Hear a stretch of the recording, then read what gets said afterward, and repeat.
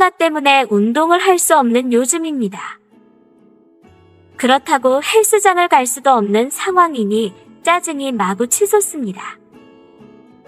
헬스장에서도 코로나 확진자가 꽤 나왔다더군요. 헬스장에 가지 못하니 몸이 뻐근해 미치겠습니다.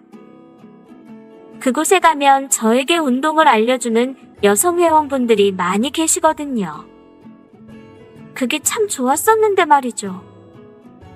40대가 되니 평평하던 배가 슬슬 튀어나오기 시작합니다. 처음에는 술배라고 생각했는데 친구들이 날살이라고 놀리더군요. 배 나오는 게 갈수록 가관이네요. 제가 봐도 제 배가 징그럽습니다. 주변 사람들이 이것을 보면 저를 어떻게 생각할까요? 아마 자기 관리 못하는 등신이라 여기겠죠. 가뜩이나 여자친구도 없어 서러운 마당에 배까지 나오니 제 인생이 한탄스럽더군요. 나이만 탓하고 있기엔 너무나 서글퍼 등산이라도 해야겠다고 마음먹었습니다. 코로나 전엔 이 정도까지는 아니었거든요. 먹기만 하고 운동을 하지 않으니 결국 이런 몰골이 됐네요. 이러다가 돼지 되는 거 아닌지 걱정입니다. 등산이 건강도 챙기고 살도 빼기엔 좋은 운동이라고 하네요. 주변 친구들도 적극적으로 추천하고요. 그래서 주말마다 북한산에 오르기로 했습니다. 저는 등산 장비를 철저히 갖춘 채 산에 올랐습니다. 주변을 둘러보니 제법 많은 분이 산에 오르더군요. 저는 결혼하지 않은 혼자인 노총각이라 홀로 산행길에 올랐습니다. 가방 안엔 북한산 꼭대기에 올라가 먹을 김밥과 컵라면도 챙겼습니다. 물론 조촐한 간식도 함께요. 예전 같으면 등산 동호회 분들이 많이 보였을 텐데 요즘엔 시끌벅적한 등산 동호회가 보이지 않습니다. 대부분 두세 명이 짝을 지어 소소하게 산을 오르고 있네요. 하긴 요즘같이 사회적 거리가 불가피한 상황엔 서로 조심해야지요. 하늘을 보니 날씨가 제법 쌀쌀해서 그런지 북한산 나무 사이로 칼바람이 매섭게 부네요. 너무 춥습니다. 물론 제 옆구리도 시리네요. 저는 고개만 숙인 채 묵묵히 30분을 걸었습니다. 슬슬 땀이 흐르기 시작합니다. 등산은 이래서 힘이 듭니다. 오르고 올라도 아직도 갈 길이 머네요. 그래도 뒤를 돌아보니 제법 많이 올라왔더군요. 서서히 힘들어지려는 찰나 잠시 바위에 앉아 쉬어가기로 했습니다. 북한산은 쉽게 오를 수 없는 높은 산이니 말입니다. 올라가는 내내 땅만 보고 걸었으며 얼마나 올라왔는지 자꾸 뒤를 돌아봤는데 이렇게 바위 위에 앉아 쉬고 있는 지금이라도 주변을 감상하니 기분이 좋았습니다. 서울이 이렇게 작게 보이니 정말 신기했습니다. 외국인들도 참 많이 보여요. 듣자 하니 외국인들에게도 한국산이 몇 년 전부터 엄청난 인기랍니다. 그렇게 쉴 만큼 쉬어 일어나려는데 제 눈에 순간 너무나도 밝은 빛이 들어왔습니다. 너무나 밝은 빛이라 눈이 부셨습니다. 저 아래에서 제가 쉬고 있는 이곳으로 구슬땀을 흘리며 빠르게 올라오는 한 여성이 계셨습니다. 선녀가 따로 없었지요. 딱 보아도 40대 초반으로 보였는데 그 미모가 참으로 대단했습니다. 등산을 열심히 해서 그런지 몸도 건강해 보였지요. 저는 제 생에 이렇게 인형같이 생긴 여자는 처음이라 놀랐습니다. 제가 쉬고 있던 곳까지 단숨에 올라온 그녀는 제가 앉아있던 바위 위에 아무렇지 않게 앉아 태연하게 물을 마시더군요.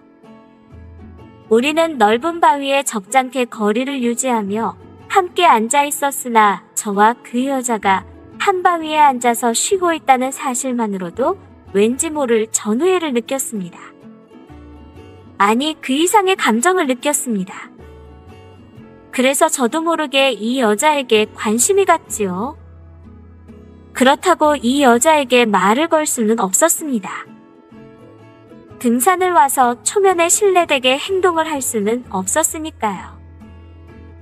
제 목적은 등산이었지 요자는 아니었으니까요. 그런데 그게 착각이었습니다. 모두 순수한 마음으로 등산을 하지는 않더군요. 사람들이 왜 등산하는지 오늘 확실하게 알았습니다. 어쨌건 그 여자가 제 눈에 예뻐 보이니 주변 사내들 눈에도 예뻐 보였을 겁니다. 서로 모르는데 그 여자에게 말을 거는 남자들이 3명이나 있었지요. 그 여자 뒤만 졸졸 쫓아다니면서요. 그 여자는 귀찮다는 표정이었어요. 그런데 어쩌다 보니 저도 그 여자를 졸졸 따라다니게 되는 처지가 되었습니다.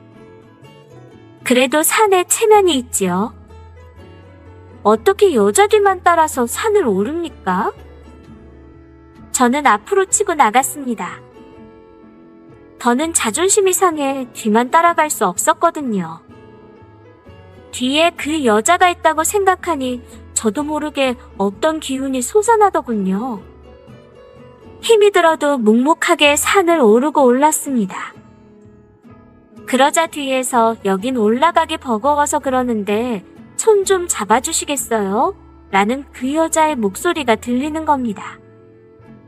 저는 잠깐 뒤를 돌아 그녀의 얼굴을 보았습니다. 처음이었습니다. 여자가 내게 말을 건다는 것이 말입니다. 영광이자 지금이 기회라 생각했습니다. 멍한 얼굴로 서 있는데 그 여자가 자기를 잡아당겨달라며 손까지 내밀더군요. 저는 잽싸게 손을 내밀어 그녀를 확 잡아당겼지요. 너무 세게 잡아당겼을까요?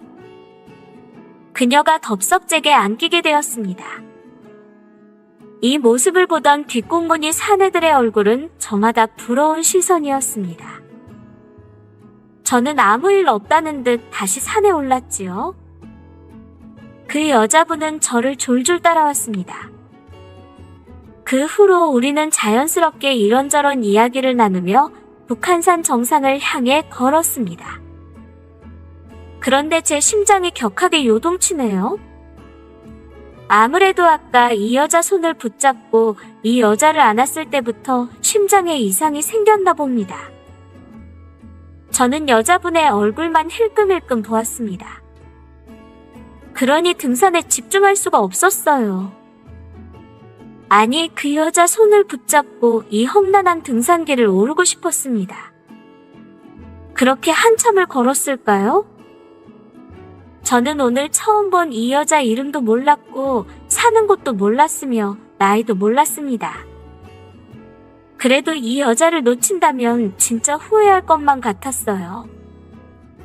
막연히 그런 생각이 들었습니다.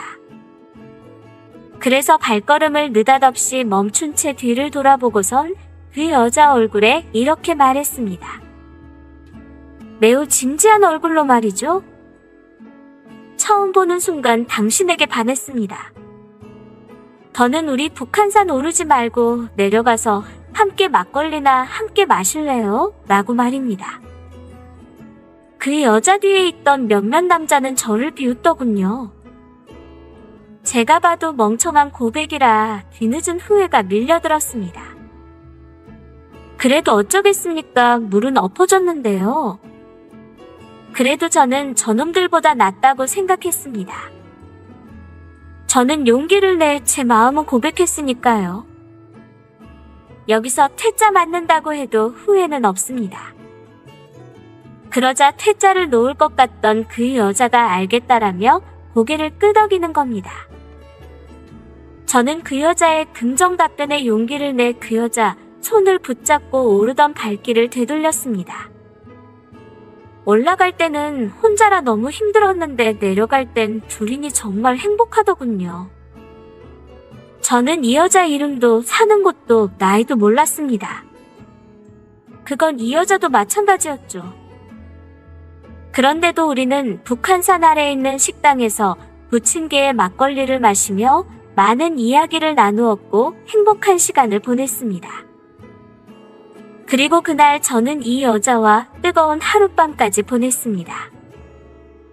사실 배도 나오고 나이도 많은지라 이 여자에게 차일까 내심 걱정했는데 역시나 미인은 용기 있는 자가 차지하더군요.